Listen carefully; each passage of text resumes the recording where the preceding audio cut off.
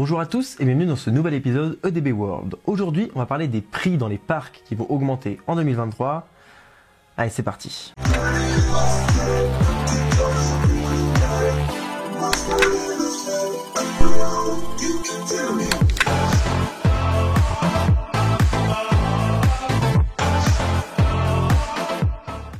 Avant de commencer, je vous invite à vous abonner à cette chaîne YouTube ainsi qu'à me suivre sur mon compte Instagram si ce n'est pas déjà le cas. Et pour ceux qui auraient Twitter, sachez que je suis également présent sur ces réseaux sociaux. J'en parle que très rarement en vidéo, mais là je me suis dit pourquoi pas. Le coût de la vie augmente et les parcs n'échappent pas à la règle. Donc on va regarder aujourd'hui pourquoi ça augmente, mais également est-ce que c'est justifié.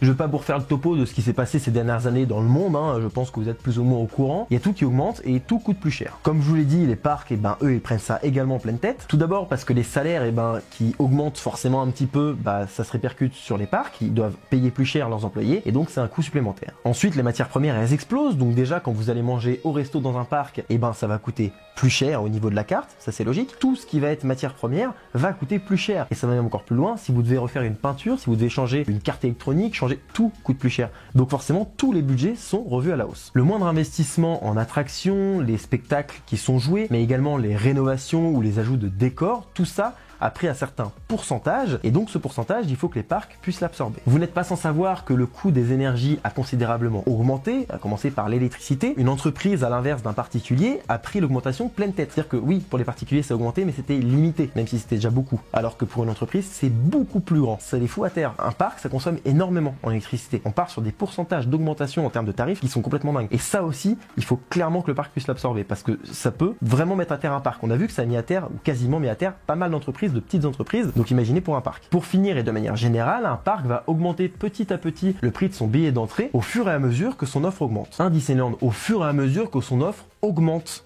Pas quand on ne propose rien de plus aux visiteurs, voire même qu'on détériore l'offre existante. Donc, comme les parcs se développent de plus en plus, à l'exception de Disney et Waygator, il faut forcément augmenter le billet année après année. Malheureusement, certains appliquent déjà des tarifs bien trop élevés et donc auront que peu de marge de manœuvre pour répercuter la hausse des coûts sur les billets d'entrée. Coucou Spirou. Donc là, je viens de mettre une pique à 3 parcs différents, dont Disney, et je me rends compte que ça va me faire perdre beaucoup d'abonnés cette connerie encore une fois. Je me vois donc obligé de faire un disclaimer, je m'excuse sincèrement d'avoir donc parlé ainsi de 3 parcs qui potentiellement vous plaisent énormément, et je sais que c'est pas de votre faute si vous n'avez aucun goût en matière de parcs d'attraction et que vous n'arrivez pas à prendre du recul.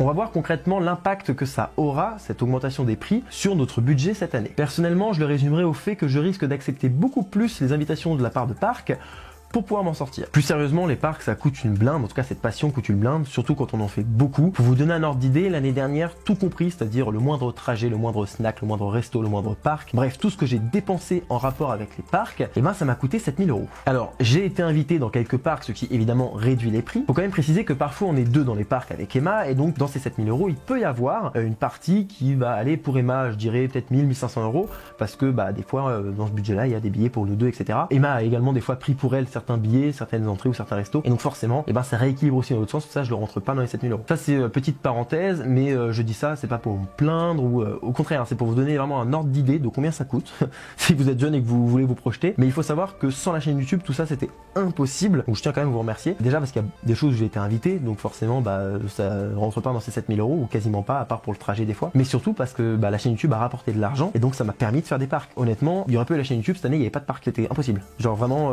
quasiment impossible, ou très peu, il y aurait Astérix, voilà, mais il y aurait pas eu autant de parcs. Et donc là pour le coup, je suis très content d'avoir la chaîne YouTube qui me fait du bien et me permet de vivre pleinement ma passion. Ça, c'est cool. Ceci étant dit, on va prendre l'exemple de quelques parcs et voir l'augmentation qu'il y aura cette année. Avant de continuer, je tiens à préciser que je sais que c'est compliqué pour la plupart des gens en ce moment, vous comme moi. J'espère que ça l'est le moins possible pour vous en tout cas, que ces augmentations, ça va peut-être être signe de moins de parcs l'année prochaine, voire pas de parcs du tout. J'en suis conscient. On va essayer de là de voir un petit peu justifier, etc. Mais c'est une tendance générale. Mais du coup, prenez pas mon propos comme quelque chose de c'est pas grave, ça augmente. Non, je sais que c'est quelque chose de grave, mais je suis obligé de voir les choses telles qu'elles sont et donc de vous les exposer aussi telles qu'elles sont. D'ailleurs, ce qui va suivre, la justification ou non de l'augmentation, ça n'engage que moi. Je vous donne des éléments, mais après, c'est à vous de voir. Sachez également que pour chaque parc, je compare le prix le plus cher sur Internet. Car il faut comprendre qu'un parc, c'est comme un produit que vous achetez. Concrètement, les dirigeants du parc, ils vont donner un prix fixe à un produit fini. Et le produit fini, c'est le parc, avec clé en main. Grossièrement, vous arrivez dans le parc et voilà. Et donc ça, c'est le prix du produit. C'est ce que vaut ce produit-là. donc ce que vaut le parc en fait. Et ça c'est le prix le plus fort. Et donc ça c'est un problème. Et des fois sur les réseaux sociaux on me dit aussi ah mais Disney ça coûte cher, mais il y a toujours des offres et tout. Mais je m'en fous des offres. Moi je parle du prix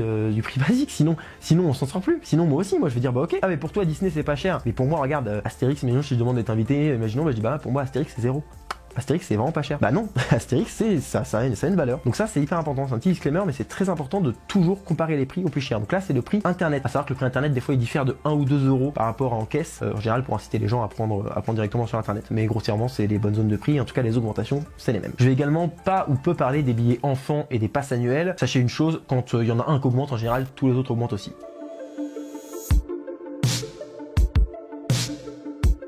On va commencer par le parc Astérix qui subit un surcoût d'exploitation, mais qui entretient très bien son parc, qui investit de fou année après année et qui continuera à le faire par la suite. Tout ça justifie l'augmentation en plus du surcoût. Sans parler évidemment de Toutatis qui ouvre cette année. Le prix du billet passe donc de 55 à 59 euros pour le parc Astérix. Donc là pour ceux qui seraient en mode ouais, what sachez que ça annonce juste la couleur pour la suite. Et oui, pour ceux qui se poseraient la question, même si je trouve ça justifié, c'est trop élevé comme augmentation. J'en suis totalement conscient, mais s'il n'y avait pas eu ce contexte mondial, s'il y avait juste eu Toutatis, le billet aurait peut-être augmenté d'1 ou 2 euros. Mais malheureusement, il faut augmenter par rapport à la nouveauté, ce qui est normal, en tout cas ce qui est fait dans les parcs d'année après année depuis des années, et en même temps ajouter l'augmentation due à l'inflation, etc. Et le problème, c'est que là, en fait, elle fait mal cette augmentation. C'est ça qui est problématique, c'est qu'elle est énorme. Mais je vous dis, c'est pas juste Astérix. Vous allez voir que c'est vraiment pas juste Astérix. Donc pour tout ce que je viens de dire, eh bien cette augmentation de 4 euros, elle est totalement justifiée. Et donc le prix de 59 euros, pour moi, ça les vaut. Ça vaut l'offre du parc Astérix. Mais c'est vrai que j'aurais préféré, comme tout à chacun, que l'augmentation se fasse progressivement. C'est-à-dire d'1 euro à 1 euro année après année, par exemple. Mais là, forcément, par la force des choses, ça prend 4 balles d'un coup. À Walibi Belgium, on a également une augmentation qui a lieu, sachant tout de même qu'ils ont subi une inondation. Rappelez-vous, c'était en 2021. Et le parc s'était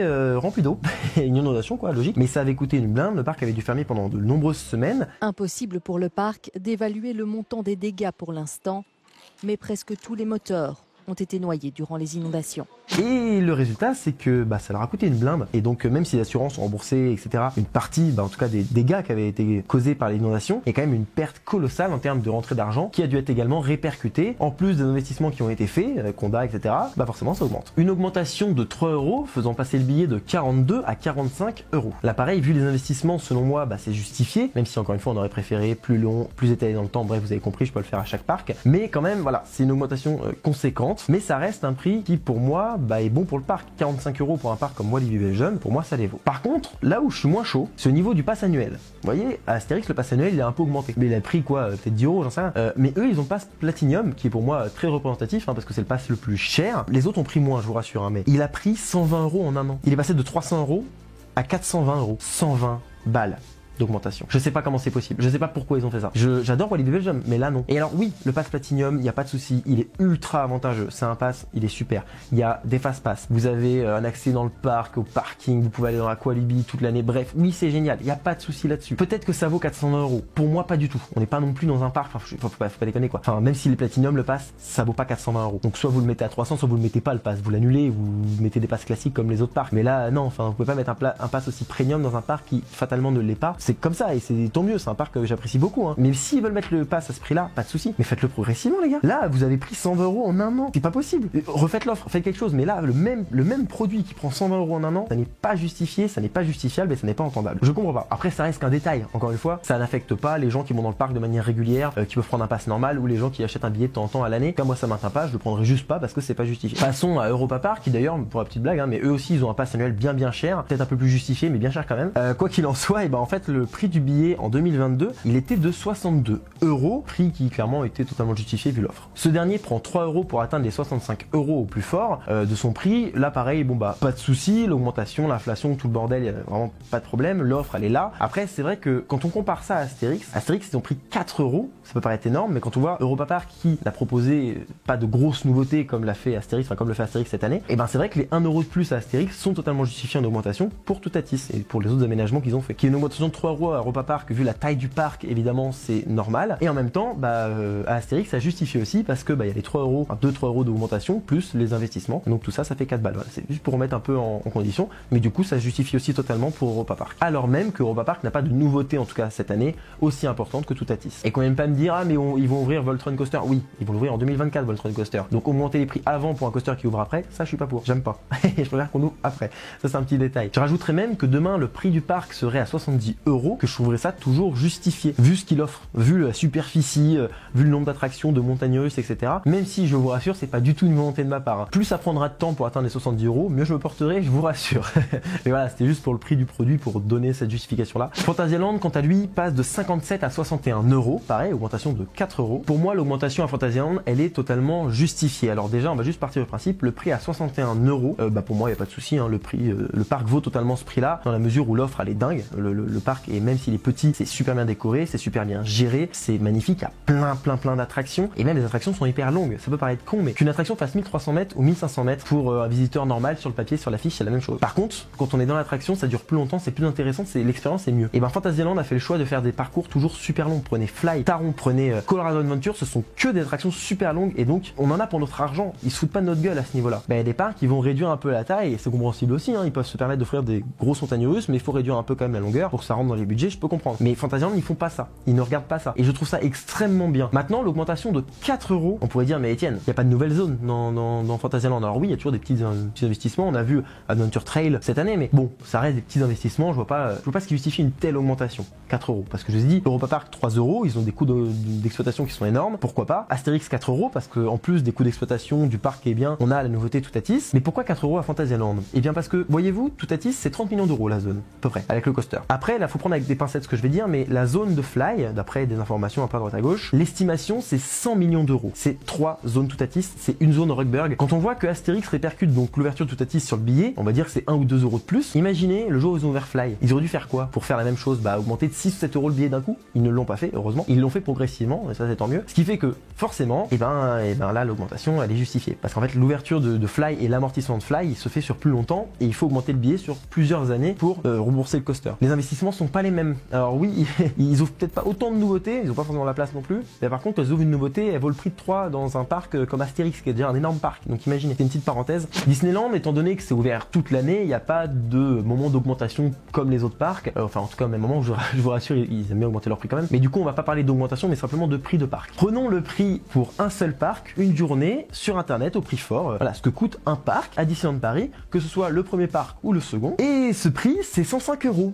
Voilà. Déjà que pour le parc principal, c'est une douille monumentale, hein, parce que quand on voit la gueule d'Hyperspace Mountain, quand on voit la gestion du parc de manière générale, on a aussi envie de rigoler, et quand on voit le nombre de nouveautés, les investissements dans le parc, on a envie de vomir et de pleurer. Donc à ce moment-là, c'est vrai que déjà, je trouve ça beaucoup trop cher, même pour le premier parc. Clairement, et ça n'engage que moi, ce n'est que mon avis, mais Europa Park est bien meilleur que le premier parc de Disney. Alors oui, Disney reste Disney, et ce n'est qu'en allant là-bas que vous aurez cette ambiance, cet univers des dessins animés, etc. Donc ça, on pourra jamais l'enlever, et Europa Park ne pourra jamais l'avoir. Donc si vous êtes passionné par le thème Disney, c'est normal que vous préfériez Disney et que vous trouviez complètement con ce que je dis. Mais c'est pas le propos. C'est juste en termes d'offres, de respect visiteur, de gestion, etc. Je suis désolé, hein, mais le premier parc, ça les vaut plus du tout. Oui, il est magnifique. Ah oui, il est même plus beau qu'Europa Park. Ça, y a pas de problème. Il est magnifique. C'est l'un des plus beaux parcs Disney du monde, il paraît même. Aujourd'hui, il y a quoi? Moi, quand j'y vais, ouais, j'adore faire BTM. Super. Pirates des Caraïbes, lui aussi. Mais voilà, quoi. Et puis Pirates des Caraïbes, aujourd'hui, on voit Piraten in Batavia. Donc pareil, c'est pas la même histoire. J'ai toujours l'affect pour Pirates des Caraïbes. Mais merde, Piraten in Batavia, quoi.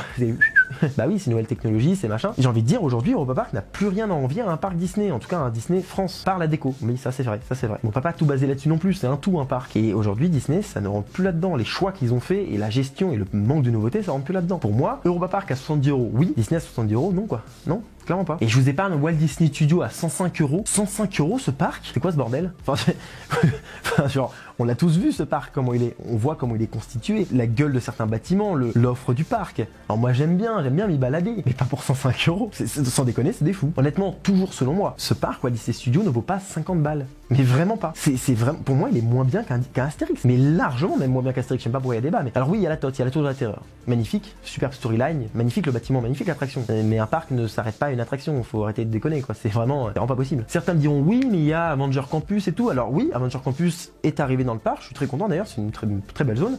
Oui, ça justifie une augmentation, mais du coup pas un prix à 105 €, toujours pas, hein, je vous rassure. Donc ça aurait été, je sais pas moi, le parc aurait été à 45 €, oui, une augmentation de 2 €, nickel, pas de souci. Ou plus avec l'inflation si vous voulez, mais là non, non, je suis désolé, ça les justifie pas. Et en dehors de ça, ils ont enlevé une attraction déjà existante à Armageddon pour en mettre une autre. Web, alors Web est meilleure. Après c'est choix de chacun, ça a juste remplacé une autre attraction, c'est plus moderne, pas de souci. Mais à côté de ça, Flight Force, on a pris une ancienne attraction avec des décors, de la musique et tout, on a tout enlevé, on a enlevé de la technologie, on a enlevé de la déco, et on a dit ça c'est mieux, ça c'est une meilleure attraction. Alors oui, il y a tout le truc, la file d'attente, y a pas de souci, mais l'attraction elle-même est plus pourrie. Donc ça ne justifie pas l'augmentation non plus. Enfin c'est trop facile, sinon tous les parcs vont faire ça, on prend une attraction qui existe déjà, ils vont la repeindre et puis ils vont dire bah voilà c'est une nouvelle attraction. Bah non en fait ça marche pas comme ça hein. Mais c'est pas le pire, c'est loin d'être le pire. Car on n'a pas parlé de RC Racer et Crush Coaster. RC Racer, cette attraction avec un débit totalement ridicule, où Crush Coaster, pareil, ils ont même pas été capables de mettre 2 parcours côte à côte, comme l'a fait Fantasyland. Non, eux, il en fallait qu'un pour avoir un débit bien pourri. Donc s'ils s'amusent à chier sur le visiteur et à acheter des attractions avec un rendement digne d'un parc régional français, pourquoi n'en appliquent-ils pas le tarif? Expliquez-moi.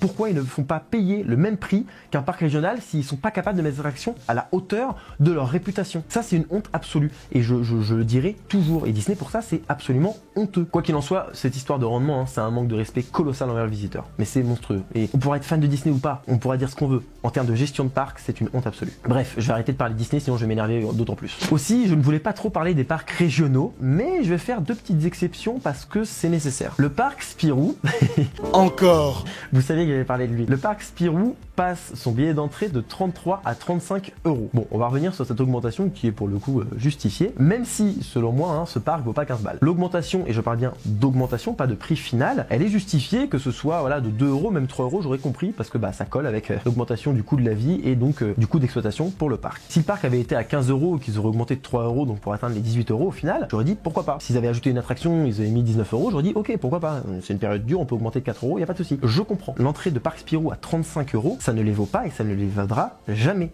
En tout cas, pour l'instant. Petite parenthèse, certains vont dire oui, tu critiques beaucoup Spirou, etc. Très rapidement, je vous explique un truc. Spirou, quand j'y suis allé, le jour où j'étais dans le parc, j'ai décidé de rester plutôt calme en vidéo. J'ai montré tout ce qu'il y avait à montrer, j'ai donné mon avis, j'ai fait un rapport du parc finalement. Mais en aucun cas, je n'ai été énervé vraiment dans la vidéo. On voit vraiment, je reste à peu près neutre tout le long. Je vous garantis que dans la réalité, c'était pas du tout pareil. Et Emma peut en témoigner, j'en pouvais plus. J'étais énervé comme pas permis. Par respect pour les employés et par respect pour les personnes qui regardent la vidéo, je me suis pas énervé. Et aussi pour me dire, bon, j'ai pas envie de faire une Walligator deuxième version où je me suis pris une salve de commentaires de gens qui n'avaient jamais vu ma chaîne avant, sont venus juste m'insulter par plaisir. Donc je me suis dit, bah Spirou, je vais prendre des pincettes, je vais pas aller aussi dur que j'ai pu faire à Walligator. Spoiler alert, ça n'a pas marché. J'ai pris une salve de bordel dans les commentaires Spirou, même la personne qui a créé le parc est venue me foutre des tacles et tout, donc y a pas de souci. Aujourd'hui, je m'en fous clairement de ce parc, c'est pas par vengeance. Le jour où d'ailleurs le parc fonctionnera, je serai le premier à le mettre en avant, y a pas de fonctionnera. Le jour où le parc fait un truc qui vraiment est bien, je le mettrai en avant, ça y a pas de souci du tout. Il faut quand même être conscient d'un truc, d'un seul petit truc. Je me limite plus du tout aujourd'hui. Et surtout vis-à-vis de Spirou. Et j'ai voulu faire le malin en me disant je vais être calme, il y a beaucoup de gens qui me suivent, je vais essayer de prendre des pincettes en parlant de Spirou. Que dalle, ça a été le même bordel, pas de problème. Aujourd'hui, je ne prends plus aucune pincette à propos de Spirou et je parle de Spirou comme je le pense. Donc aujourd'hui, bah malheureusement, Spirou, oui, bah ils prennent un peu cher en vidéo. Malheureusement, c'est comme ça. Et le parc m'a pas donné envie de faire l'inverse quoi. Et on aurait des débats constructifs, j'aurais pu dire ouais, bah moi, je vais pas taper autant sur le parc. Je me retiens, on va dire, parce que dans le privé, je vous rassure, avec des amis, j'en parle beaucoup aussi. Mais là, du coup, en vidéo, je me retiens plus du tout. Voilà. C'était une petite parenthèse un peu longue, mais important parce que c'est bon quoi. En ce moment, je rigole beaucoup dessus parce qu'à l'écriture de la vidéo ou même en spontané comme ça, il y a plein de trucs qui sortent. Et moi, ça me fait juste rire, c'est pas calculé. Et à chaque fois, on me dit ah tu critiques Spirou, c'est bon stop. C'est drôle. Si vous avez pas d'humour là-dessus, c'est pas mon problème. Et sinon, si vous voulez, si vous n'êtes pas d'accord avec moi, vous n'êtes pas d'accord avec moi, c'est pas grave. Vous savez, on peut avoir un avis différent sur un parc. C'est pas important. Bref, revenons-en à notre histoire. Ce qui me choque le plus, c'est le prix de Walligator qui est à 31 €. Ce qui est moins cher que le parc Spirou. Si ça, c'est pas un exemple de la surtarification de chez Spirou qui est absolument injustifiée, dites-moi ce qu'il faut que je trouve comme exemple, parce que là, je comprends pas. Le parc Walligator est bien au-dessus du parc Spirou, même si sa gestion elle est discutable, que le parc forcément mériterait un bon entretien parce qu'il y a des zones qui tombent un peu en décrépitude, même si cette année, visiblement, ils ont fait un petit peu des travaux zone Far West, enfin zone western, donc c'est plutôt pas mal. Mais à côté de ça, il est énorme comparé à Spirou, il fait genre 4 fois la taille de Spirou. En termes d'attraction, on en a beaucoup plus. Et puis The Monster, quoi. C'est cotine, bordel. Enfin bref, un petit mot sur Walligator du coup. Le parc, en l'état actuel des choses, avec simplement un meilleur rendement dans les attractions, et évidemment moins d'attente au restaurant, etc. Bref, une meilleure gestion dans l'ensemble, et ben les 31 €, je trouve ça totalement justifié. Port Aventura, je m'y suis jamais rendu, donc je peux pas vraiment vous donner un avis sur ce parc, en tout cas sur ce resort. Tout ce que je peux vous dire, c'est que l'année prochaine, au plus fort, il sera vraisemblablement à 54 €. Et ce pour le parc principal, ce qui exclut Ferraryland. Efteling, lui, est actuellement à 48 € et ce jusqu'à début mai 2023. Car c'est un parc qui ouvre toute l'année, un peu à l'instar d'un Disney. Je tiens à préciser que niveau rapport qualité-prix, c'est ultra honnête. 48 €, c'est un peu comme Europa Park, quoi. Il pourrait être plus cher, que ça me choquerait pas. Ça veut dire que je veux une augmentation plus grande, ça veut dire que je veux que ça augmente tout court. Non, je me porte toujours très bien quand ça augmente pas et je préfère quand ça augmente pas, mais je trouve ça vachement honnête de leur part.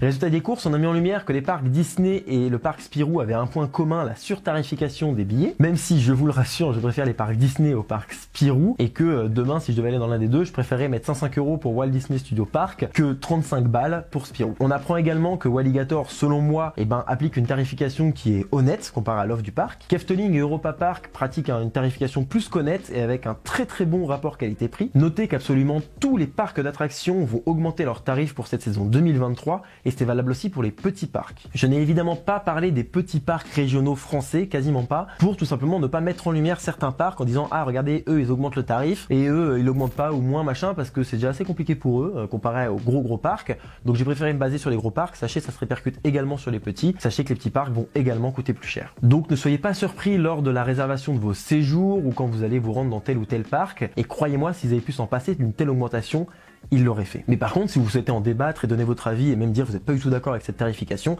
n'hésitez pas à le mettre en commentaire, c'est fait pour ça. Voilà, c'est à présent la fin de cette vidéo. Merci de l'avoir regardé jusqu'au bout. Je vous dis à bientôt pour un prochain épisode sur le DB World, sur une vidéo dans un parc. D'ici là, soyez enthousiastes. Salut!